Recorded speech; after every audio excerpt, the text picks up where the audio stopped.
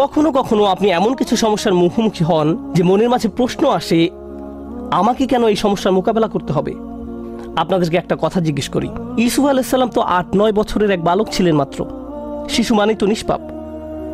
একজন শিশু এমন কি করতে পারে যার জন্য সে কিডন্যাপ হতে পারে? একজন শিশু এমন কি অন্যায় করতে পারে যার কারণে সে কুয়ার মধ্যে নিক্ষিপ্ত হবে?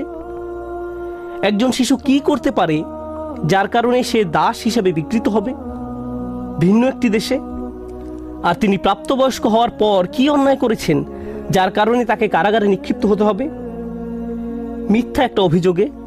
তিনি তো নিজের অন্যায়ের কারণে জেল খাটেননি, তিনি নির্দোষ ছিলেন, আর তাকে এতগুলো বছর জেলে কাটাতে হয়।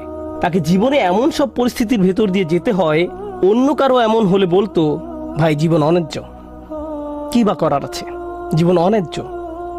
কিন্তু একজন বিশ্বাসীর ক্ষেত্রে কি হয়? সে শুধু বলে না যে জীবন অন্যায্য,